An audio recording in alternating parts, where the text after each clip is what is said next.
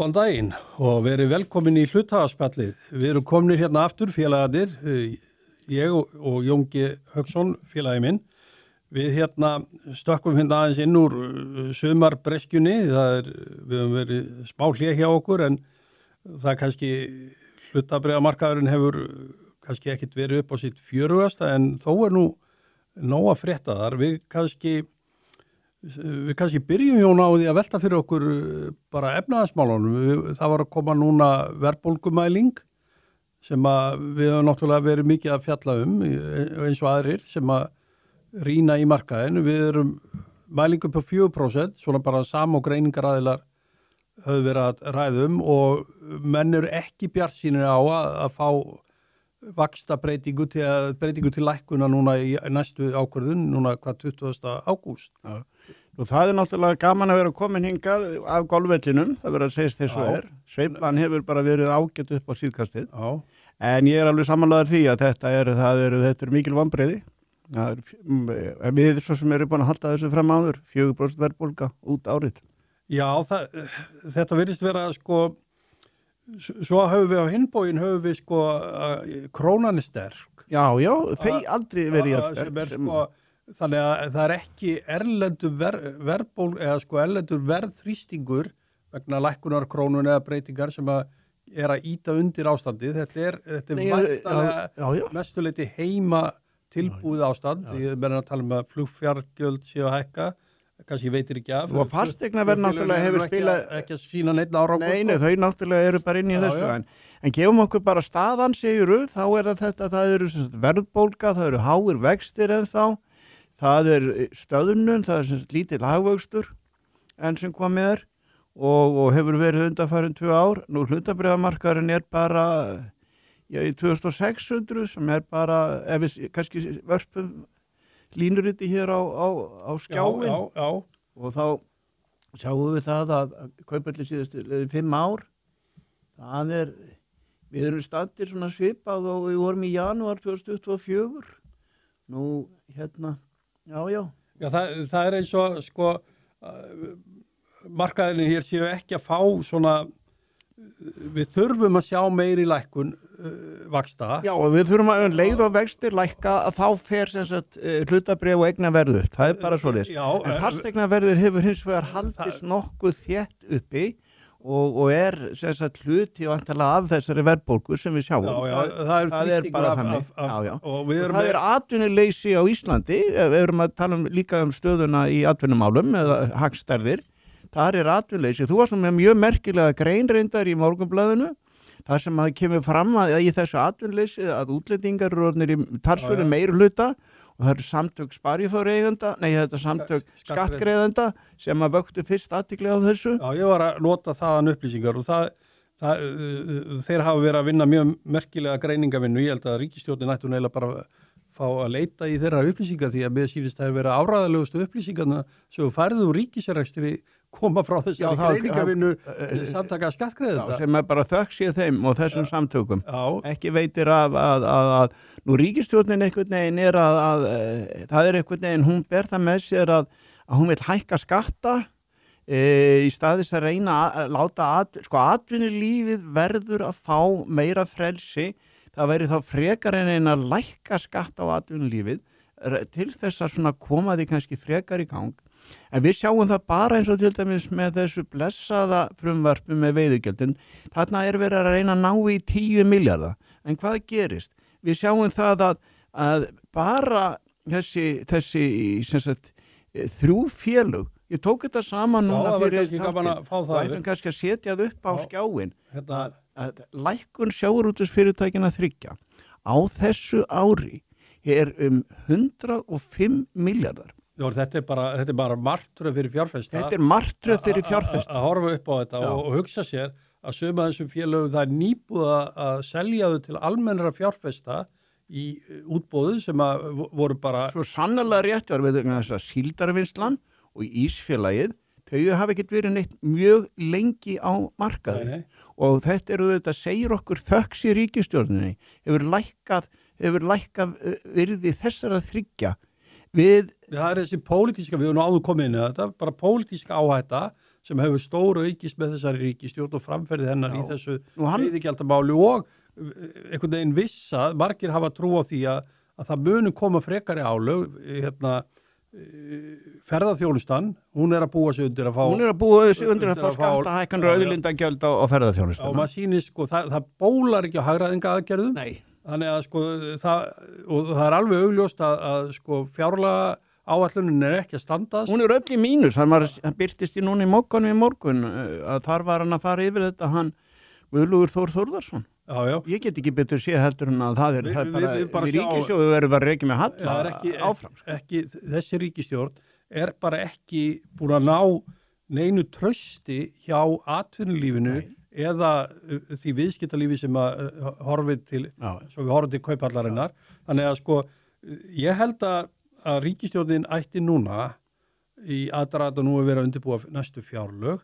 Ég held að slaka þess á utanlandsferðum, slaka þess á þessu Evrópusambandsdæmi sem er að mun kljúfa þjóðina. Sem komið að stað, vera bara aðeins heima hjá sér, var ekki einu sinni rætt að konur kæmi með viðhorfina hagsínu húsmóður inn í stjórnmálin. Það var talað um það á sínu tíma þegar kvennalistin byrjaði. Væri ekki ráð að fara nú bara að horfa á hvað að gerast á heimilinu í Íslandi og við þurfum bara virkilega á því að halda að styrkja. Það margt gott og traust í íslensku atvinnulífi og áhugaverð tækifæri sem við sjáum. En ég held að menn verða bara að fá sko, skilaboð þessi ríkisstjórn ætli að standa sína plikt. Það var nú eitt af því sem að Viðreisn var til dæmis. Þeir ætluðu og forsætisráðherrann. Þetta var fólk sem ætlaði að koma með svona traust og áræðanleika að verkstjórn var nú kynnt. Svo koma þess að hagræðingaraðgerðir eða tillögur sem hvar eru þær? Og svo þegar maður rýnir í meðal annars með aðstóð þessar útreikninga sem við vorum að vitni í frá samtökum skattgreiðenda, þá sér maður að það bara gríðaleg sko óstjórn í mörgum málaflokkum og fjáraustur og lítið við ráðið.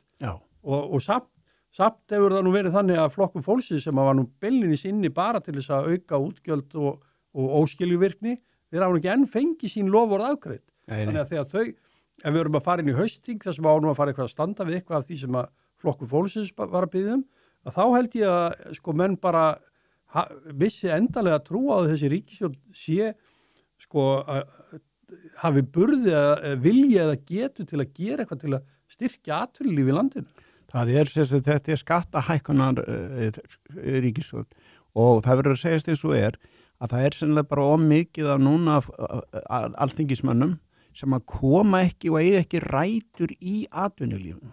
Það nú til dæmis verið að gagnrýna það eru menn sem að hafa átt fé í hlutabréfum og eiga og hafa komið úr atvinnulífinu. Það verið að hnekkja á þeim og það verið að tala þá niður að það sé eitthvað óeðlilegt við þeir eigi eitthvað fé. Það þykir orðið mjög slæmt.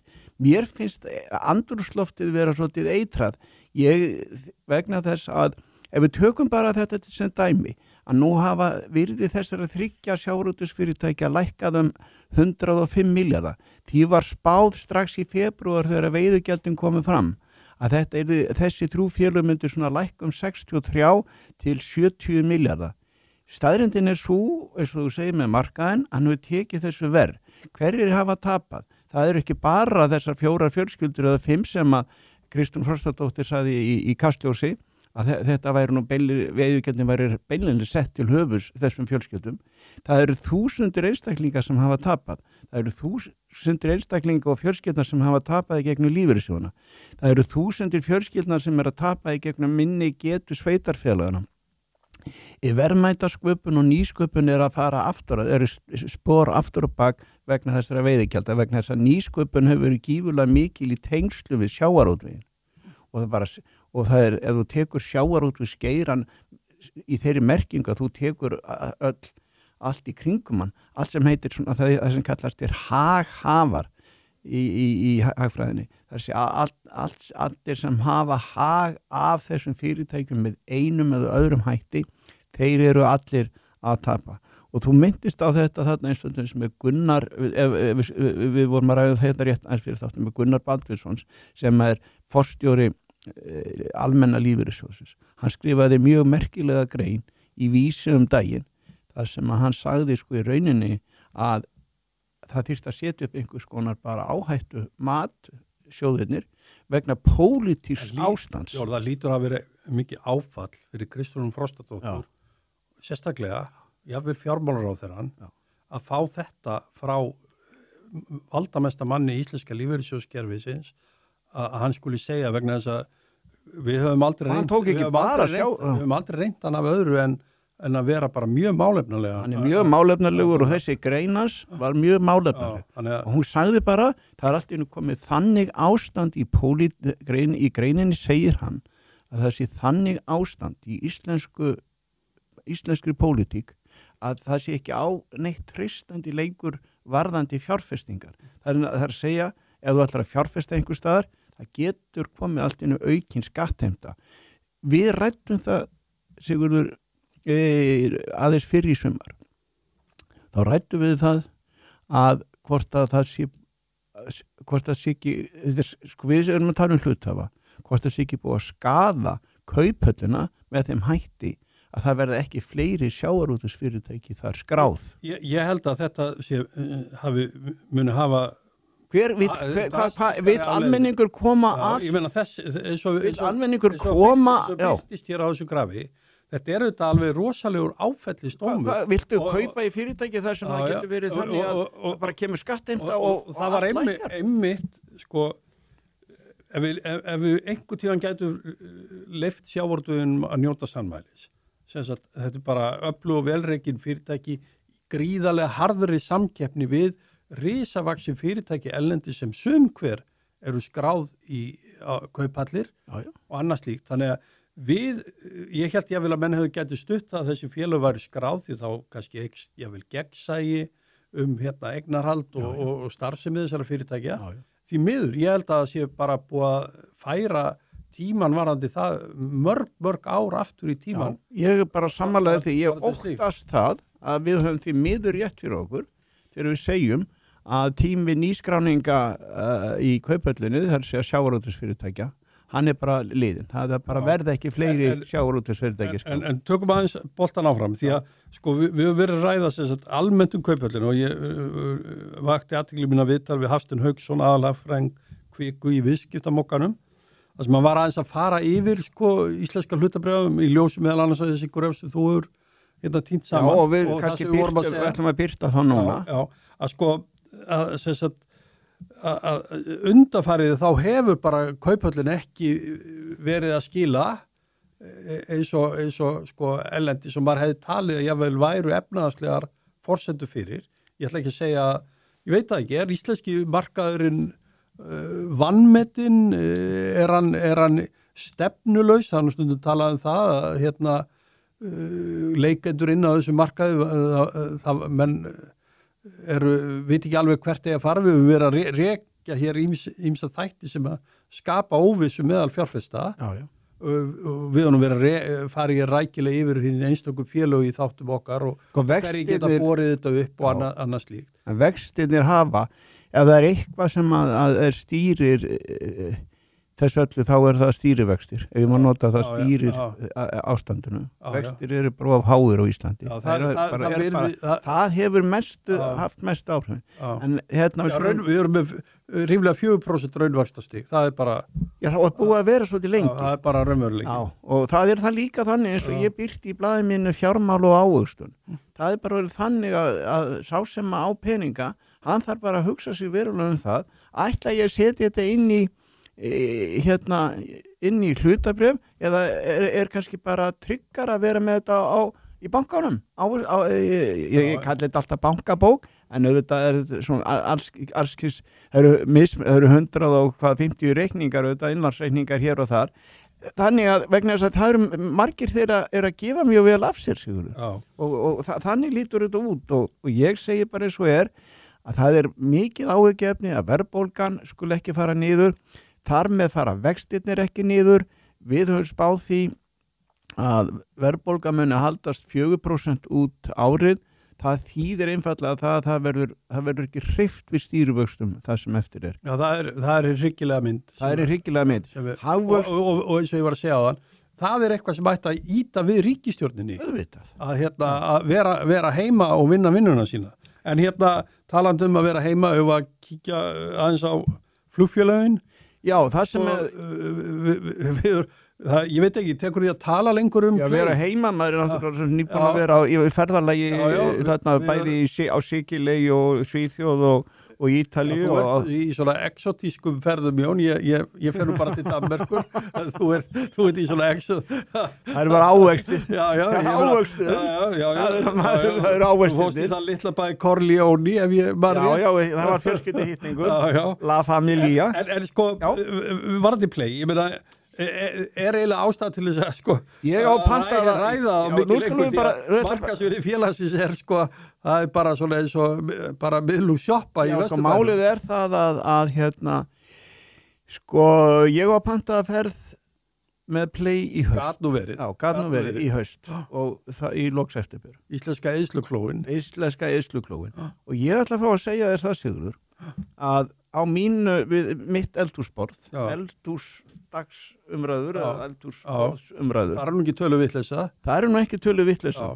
Nema það að þar allt í einu eru pælingar það, hvort að það muni reyna á þetta, hvort við komumst út með playið ekki, hvort að það er nú umræðan. Hvað gerði? Umræðan við eldhúsborðið heimi á mér snýst það. Er eitthvað, við erum að leiðin til Malaga, er það virkilega svo að þessi ferð verði farin með play? Já. En sko, nú var það þannig að forstjóri og aðaleigandi play ætluðu að afskrá félagið, taka út á markaði og á einhvers konar hrakvirði, en þeir voru stöðvaðir í þeim fyrirætlunum. Það varð ekki að veruleika. Ég giska á að þar hefði lífeyrissjóðir komið inn. Er það ekki, blasir það ekki við? Þeir þurfa að eiga í skráðum fyrirtækjum. Já, þeir hafa sagt, og líka þá var þeir kannski, ég veit ekki hvort þeir þurftu þá bókværa bara mikið tap og sá, sko ég bara velta fyrir hvað ítti á eftir þeirra ákvörðu þeirra. Sáu þeir þá kannski eitthvað í því að vera áfram, voru þeir ekki að setja lána peninga með breytirétti? Jú, núna er í staðins að yfirtaka félagið. Þau sjá þeir eitthvað í þessu, það er ég velta fyrir mig, eru lífeyrissjóðirnir en að setja pening inn og sjá þeir eitthvað í þessu?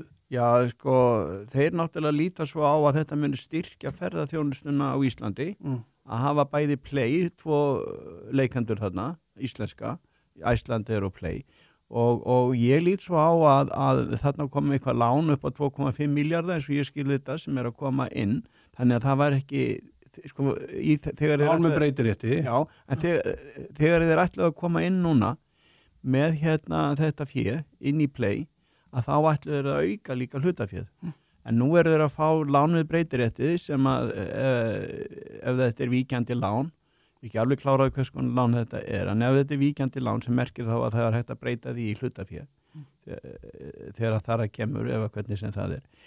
Aðalatrið er það að forráða með lífeyrissjóðana, flugfélagina, vegna þess að bæði félögin, bæði Icelandair og Play hafa skilað verri afkoma á öðrum ársfjórðungi heldur en gert var ráð fyrir. Og þar hafa ástæður verið nefndar, Amerikuflugið er ekki að gefa jafn mikið af sér og áður. Og svo gengi krónunar. Gengi krónunar er mjög sterkt þessar mundir og já, menn hafa bara sagt sem svo að þegar þú komið með evruna niður í 140 kallin að þá ertu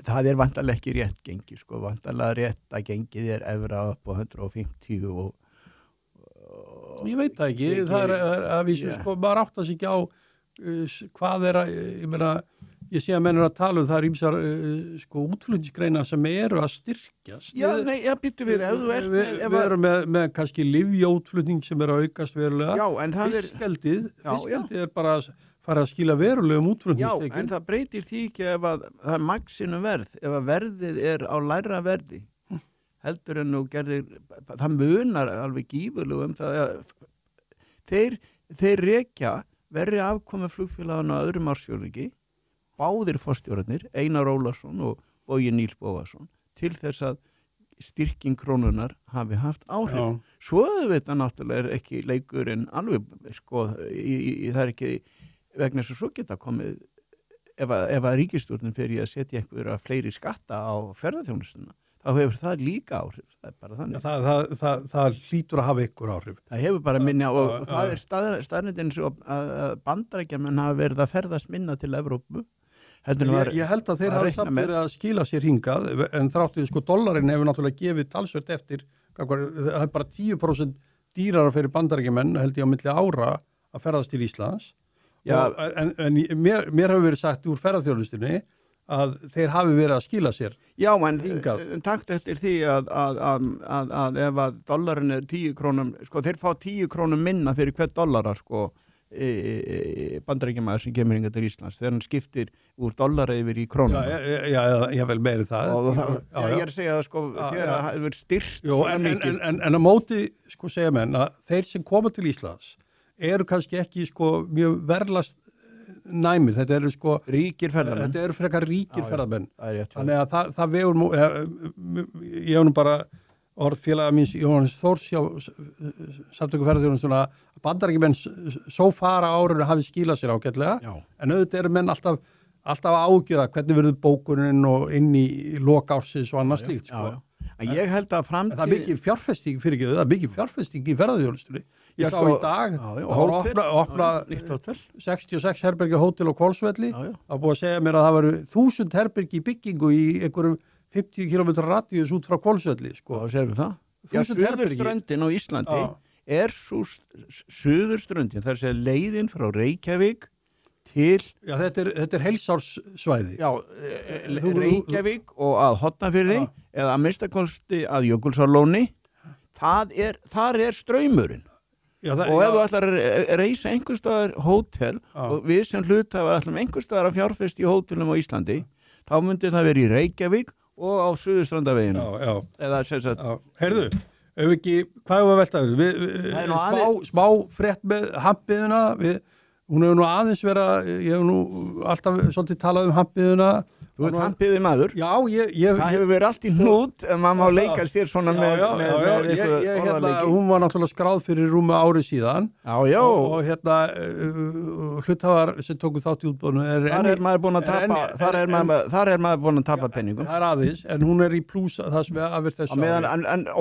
Meðan maður selur ekki bréfin þá er maður ekki búin að leysa tapið og læðingi. Nei, sko, ég hef trú á hampiðunni sem fjárfestingakosti. Ég held að hún hefði reynda mátt fara með meiri afslættin í Kauphöllin, en það er annað áhuga mál mitt. En sko, ég hef trú á hampiðinu og ég veit hins vegar, sko, þetta er ekki stór kaup, þeir voru tilkynnt kaup á einhverju 16 manna fyrirtæki í Ástralíu. Allt svona stílar þetta sér svona. Það minnir á að hvað starfsemi félagsins er víða heim. Alþjóðleg.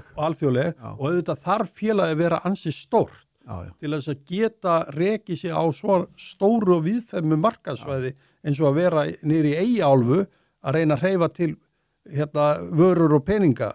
Við vitum það, þetta er bara sko, þetta leggur mikið á fyrirtæki til að gera. Þannig að við erum svona, ég myndi segja, sko, við gefum nú yfirleitt aldrei hlutabréfaráð en líklega myndum við segja haldið í hampiðinu. Já, sko, úr því sem komið þá ekki setja út tókleran. Það er ekki hæfilega óljós. Nei, það er líka annað sem að mér langar að nefna. Það er nokkur atriði sem við eftir að tala hérna. Það er bara örstuð. Það er vekur athygli með ösku, finnst mér, að það skulle vera erlent fyrirtæki, skráð fyrirtæki erlendir sem er að kaupa hér í ösku, hér heima og bílafyrirtækið ösku sem er meðal annars með Benz og Hefur þið heyrt eitthvað verð á þessu? Já, nei. Það var nú spennandi að fá fréttir. Já, ég trúi því að... Er ekki svona sjopp að fara á, ef ekki bara segja eitthvað, 25 miljardar eitthvað? Já, ég get ekki, ég verð að hafa hugsað það dæmi áður. Nú tók allt í alvörulaust tal yfir hérna. Það var nú tap á fyrirtækjunu síðast ári. Ég minna á það. Já, þetta er mikið félag. Þetta er mikið félag með mjög sterk umboð. Þetta vekur athygli. Nei, sko bara ég bara spyr mig, býtu, hvað er erlent félag allt í að fara inn í íslenska bílamarkan? Vegna þess að við sem hluthafar höfum stundum spurt okkur á því, hvað er ef þú fjárfestir í einhverju fyrirtæki sem hefur umboð fyrir einhverju vegna þess að í því ferst áhætta. Hvað ef að Askja missir nú bensumboði bara einhver hluta vegna? Áður fyrir voru þetta sameiningar erlendis. Það var ekki meiri áfall að missa Kia umbóði? Jó, Benz, Kia. Þess vegna hafa verið að bæta við sig, tóku Honda umbóði. Já, þeir eru með Honda umbóði og ég held að sem eigendur komin á Teslunni líka, er það ekki? Nei, Tesla alltaf í eigu bara Tesla, það er ekki... ég held að... Musk með alla þræði. Já, hann með alla þræði. Hann sleppir ekki tækinu. Það er ekki sem díla fyrir hann bara með þetta alltaf. Hann sleppir ekki tækinu. Og svo þarf ekki auglýseraningi. Og svo þarf ekki auglýseran ekki. Já, en ég bara spyr, hvað er erlent fyrirtæki að vilja upp á dekk allt í á Íslandi og fara að kaupa hér og fjárfest í íslenska bílageiranum? Það er að því að íslenska efnahagsvæðið er svo traust. Þeir eru að koma frá Evrópusambandinu og vilja fjárfesta á Íslandi. Já. Og það þarf ekki að gangi í Evrópusambandi til þess. Nei. Jú, og fyrir þetta kemur auðvitað með, ég sagði þess að 25 miljardar tölu í algjöru bríari. Já, þú hendir nú út í lofti. Já, ég var ekki búin að segja hann aftur, þá myndi ég draga hann tilbaka. En ég ætlaði bara að segja, sko, þetta er þetta gjaldir inn í landið. Já, nei, það er ekki nokkur spurning um það. Þetta er auðvitað gjaldur inn í landið. Ég segi sko... Nú eru Frosti og félagar, ég veit ekki hvort að Frosti er hættur og Hjörleifur er ungur maður og... Hann er nú að verða, Hjörleifur er líklegast að verða 70 og Frosti er þetta er allt ungi menn. Ég held að Frosti sé fættur í kringum 1950, hann er orðin 75-6 ára. Kraftur í þessum mönnum. Þetta hafa verið mjög kraftmikli menn og hérna bara gaman að því hvernig þeir hafa staðið sig. Þetta bara vekur athygli allt í að erlendur hluthafar. Ég veit ekki til þess að þetta félag, þetta er skráðfélag, það hefur negin íslensk tengsl, þannig lagað. Skilur að það sé ykkur íslendingar sem eigi þessu félagi þarna úti, það er hægt að velta því fyrir sér, en að í það minnsta hafa þeir náða að selja fyrirtækið og losa þannig einhverja peninga. Þeir hafa náttúrulega byggt upp þetta fyrirtæki. Þetta er 20 ára gamalt fyrirtæki sem þeir hafa byggt upp og þeir hafa gert það mjög vel og nú er árangur erfiðisins að skila sér. Þeir eru að umbreyta, það er oft talað um þannig að þau ert orðin hvernig portfólíóðu þetta á að vera. Þú selur þegar þú er 75 ára þá fer það að losa þig, margir fara þá að losa sig við sumarbústaðinn, margir fara að skipta niður í minni eignir, margir losa sig þá við... Er þetta orðið fjármálaráðgjöf hérna? Margir losa sig þá við hlutabréf og fara með þau inn í banka og þess áttar. Þannig að menn eru að svona minnka áhættuna, þetta er fjármálaráðgjöfin, þetta er fjármálaráðgjöfar hotni hérna hjá. Heyrðu, en talandi banka, verðum við ekki... Við verðum að tala Íslandsbanka. Já, bankamarkaðinn bara. Já, við verðum að gera það. Það er ekki svo viðtal... Má ég byrja á Íslandsbanka? Það er ekki svo viðtal við bankamann, hvort sem það er í tryggingabransanum eða það var nú viðtal við forstjóra Vís, hérna núna nýlega. Það var að skila miklum árum. Já, að sko allir er að tala um að allt sé á hreyfingu á þessu markaði. Já, en þá ætla ég að byrja því... Það er svo vel, þú hefur orðið í laust. Já, orðið í laust. Mér langar bara að nefna það að ég leita aðeins á að gengi Íslandsbankar 126. Útboðið var á 107. Það er 18% hækkun frá því að ríki losaði sig við sinn hlut í Íslandsbanka og það hljóta Inga Sæland, formaður Flokks fólksins, hún vildi aldrei selja bankan. Hún vildi halda í bankan og kalla hann gullgæs sem að ríkið ætti bara eiga og fá argareislur. Þetta mál, fyrst við erum að blanda saman viðskiptum og pólitík, þetta hlýtur að vekja athygli á henni, þessi mikla hækkun. Og þess utan, þá eru fréttur um það að 40% af þeim sem keyptu í Íslandsbanka hafa verið að selja. Takt eftir því að þegar bankin var skráður, eða útboðinu fór fram á 107, þá var það 114 daggengi þá. Það fór fljótlega upp í 119, en að margir af þeim sem voru að kaupa þarna hafa verið að selja 119. Sem aftur þýðir það, ef þú ert búin að, ef það er 40%, ef við segjum bara 90, ef það er þá næstu því 35 miljardar í Íslandsbanka í útboðinu eru búin að skipta eigendur. Það eru hluthafar sem áttu þarna 35-40 sem hafa selt með miklum hagnaði. Þannig að það mægilega að segja það að þetta sé með ólíkingjum. Svo er þetta Ríkisstjórnin bjó til smá veislu þetta fyrir 126 núna, þannig að fólk sem var að kaupa þarna 107 í boði ríkisstjórnarinnar getur selt núna 126 eða með 18% hækkun. En finnst þér, ertu að segja að þér finnst að hann hafi verið seldur of ódýrt? Það er það sem ég er að segja. Ég kannski ekki alveg sammálaði, en samt, það var nefnilega bókfært 10 milljarðar tap hjá ríkissjóði út af þessu. Mér finnst að þeir hefðu nú alveg geta selta á bókfærðu. Mér finnst það að þeir hefðu að selja það bara á þessum 114. Sko, bara svo ég segi það sögu, að þá náttúrulega fjall Íslandsbanki hendur íslenskra skattgreiðenda vegna stöðuleika skilyrðana sem ríkisstjórn Sigmundur Davíð kom á sínum tíma. Það voru verðmæti þau uppi reiknað sem skilaði ríkissjóði 370 milljörðum króna. Var það ekki meira? Var það ekki... 370 bara Íslandsbanki. Já, bara Íslandsbanki. Já. Bara Íslands sem var... Var það ekki 700 miljardar sem að komi hérna inn í gegnum... Já, þú hefur skrifað þetta, heila bók. Þetta sko, það var alveg ástæða til þess að taka þessa tölu saman upp á nýtt. Ég held að þetta hefði verið 700 miljardar. Ég held að sé meira en það. Meira en það, einstök aðgerð. Já, þegar... Lý Búkætt sagði líka, hafa bara... Bestu samningar sem hann hefur nokkru sinni sér. En ég ætlaði bara að segja það, að allavega Sigmundur skilaði þessum 370 miljörðum inn í ríkissjóð, en ríkisstjórn Kristrúnar Frostadóttir náði að bóka 10 miljardar tap á pakkanum. Svo bara það sé sagt. Já, þeir hefur alveg, ég reyndar hefur verið bara nokkuð sáttu við. Ég sáttu við að bankinn sé komin í eigu almennar hluthafa. Já, ég sáttu við það, en ég bara að tala það að þetta var stór mál. Þessi 10 miljardar voru kannski óþarfi. Já, ég ætla bara að fá að segja þér það, að þegar að Bjarni Benediktsson, þegar að hann var nú að hverfa sem fjármálaráðherra, hann tók nú þá ákvörðun sjálfur, það var enginn sem sagði hann að gera það, hann bara mata svo, að þá var núverandi stjórnarandstaða. Þáverandi stjórnarandstaða sem eru núverandi ríkisstjórn hakkaði á honum og taldi meir sem hann hefði jafnvel fram með glæp. Gengur svo langt. Fólk sem var tilbúið að taka stórt upp í sig. Þetta var þeir nú flestum hafna svo líka kjósandi. Aðalatriðið í þessu er það að þegar að gengið er núna komið upp í 126 og þetta er frekar sumarið yfir rólegu tíma á hlutabréfamarkaðnum. Gleymdu því ekki. Almenna reglan er sko að sumarið er frekar rólegt. Það er fleiri en þú í golfi. Og það er fleiri en ég í golfi. Og svo fer þetta upp á haustin. Við talaðum haustækkanir eins og haustlægðir. Þá komum haustækkanir. Þannig að ég bara vek á athygli hér á hækkuðu gengi Íslandsbanka. Ég veit ekki hvernig staðan er. Kvika sem er jú sætasta stelpan á ballinu eins og það hefur verið talað Þetta vorum við ekki með einhverja glæru? Arnar félag okkar er búin að hann er hugsar á undan okkur, hann les hugsanir okkur. Hann er líka skarpari við. Já, hann er það, hann er einn innsti koppur í búrunu í samtökum skattgreiðenda.